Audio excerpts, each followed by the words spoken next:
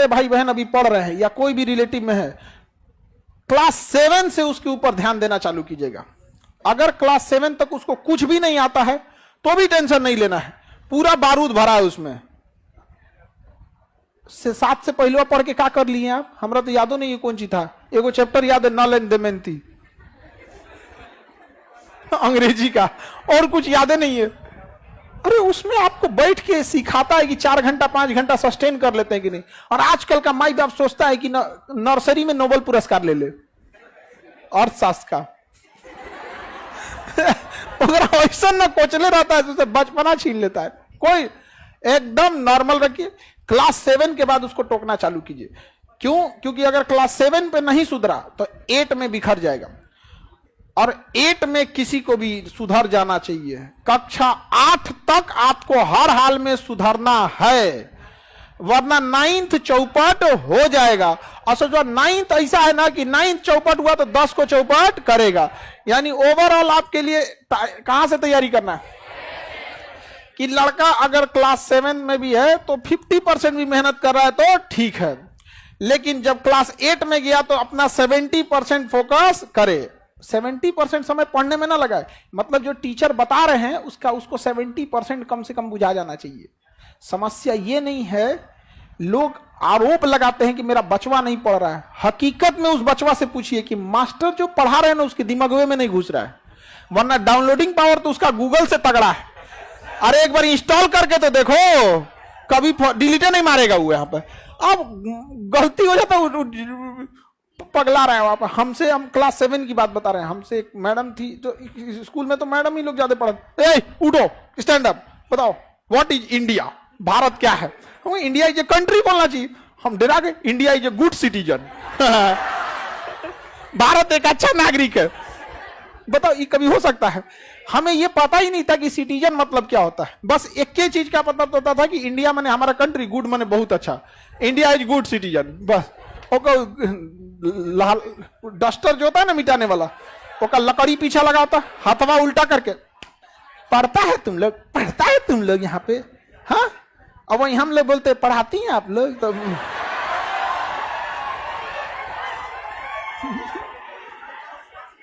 औरों कस के मार देंगे लोग। अरे मत पूछिए आप। शिक्षक वही जो स्टूडेंट के दिल की बात को समझ जाए, नहीं समझे? बच्चों को पढ़ने आग भरा हुआ है, बस इस सबको समझ में तो आ जाए। अब हम आपको मैग्निफिकेशन बोलेंगे, बुझाएगा तुम लोग को? डेली तुम लोग जूम करता है, जूम आउट करता है। अरे हफ्ता में एक आध फोटो तो कोई भी नॉर्मल जिसके पास मोबाइल रहता है तो कोनो मोमो खा रहा, अच्छा या भाई की राई ले हो नहीं देखते होता है। लेकिन क्लास 9 के बाद गड़बड़ी नहीं करना है। क्लास 9 से गड़बड़ी हुआ तो खत्म कहानी। और क्लास 9 से अपने छोटे भाई बहन को शांति से बैठने ही मत दीजिएगा, पॉलिटेक्निक में झोंक दीजिएगा। ये मत कहिएगा कि तुम्हें पॉलिटेक्निक ज्वाइन करना है। हम लोग की जीएस सा तो हम लोग का कोई लेने देना नहीं था, हम लोग बीएससी करके बैठे हैं। वो तो पिताजी की स्ट्रेटजी ऐसी थी ना कि हम लोग जब क्लास 8 पास किए तो कहें कि अब तुमको गांव छोड़ देना है, अब तुम सैनिक स्कूल की तैयारी करो। तो क्लास 8 में हम माइंडसेट थे कि क्लास 9 में हमको कहां जाना है, सैनिक स्कूल में। अब नॉर्मल लड़का से अच्छा पढ़िएगा तब ना जाइएगा। अब आदमी कंपटीशन करने लगा, यहाँ पे 9th भी पढ़ना है, सैनिक स्कूल भी तैयारी करना है। भले उधर नहीं हुआ लेकिन कुछ तो सीख गए। उसके बाद कहें कि कोई बात नहीं, 9th में नहीं हुआ कोई बात नहीं, इससे अच्छा तुमको बताते हैं। पापा हमको ना बहुत अच्छा से संभलाते थे। हम फेल होते थे ना तो हमको एक बात का डर खुशी होता था कि दुनिया डांटेगी लेकिन पापा टेंशन नहीं लेगा। पापा कहते तो जो फेल होके आएगा तो पार्टी देंगे इसलिए नहीं कि हम फेल हो जाए, बट इसलिए कि डरते थे कि कहीं मरा वरा मत जाए। इस सब में हर माँ बाप के लिए आपसे कीमती दुनिया का कुछ नहीं हो सकता है। तो वो कहें कि कोई बात नहीं, सैनिक स्कूल से बढ़िया पॉलिटेक्निक है, तुम पॉलिटेक्निक कर लो। तो मैट्रिक में जब पढ़ते थे, मैट्रिक और साथ साथ पॉलिटेक्निक की भी तैयारी का, पॉलिटेक्निक निकालना है। वो 10,000 रैंक आया, हाँ तो कहें कि कोई बात, हाँ 8-10,000 के आसपास आया। तो बड़े इतना याद रहता है बुढ़ौती में हम लोग कौन सी का रैंक आया था। उस समय तो मैट्रिक का रोल नंबर याद था अब थोड़े ना याद रहता है। लेकिन उतना तो हमको ये नहीं समझ में आ रहा था नहीं कि हो क्या रहा है मेरे साथ, लेकिन इतना समझ में आ रहा था, पिताजी को दिख रहा था कि इसका जो लेवल है वो एक मैट्रिक के लेवल से थोड़ा नॉर्मल उड़ गया।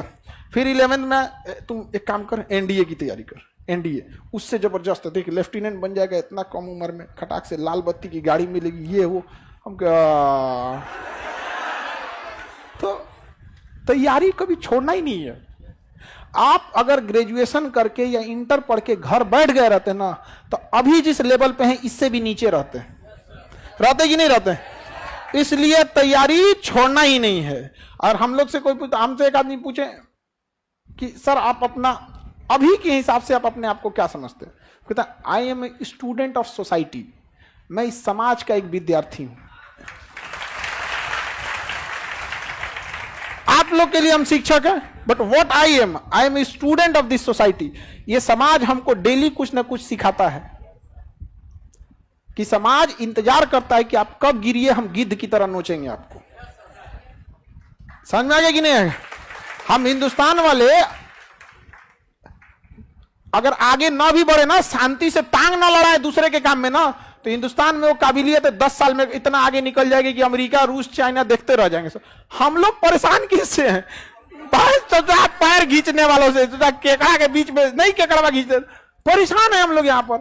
आप असफल होंगे, आपका परिवार से ज्यादा पड़ोसी वाला रह गए, बार बार पूछते रहता है। इसलिए टेंशन नहीं लेना है, टेंशन फ्री पड़ना है। समझ में आ गया कि नहीं आ गया। हम हर समय या तो आपको सफलता मिलेगी या तो अनुभव मिलेगा, एक्सपीरियंस या सक्सेस।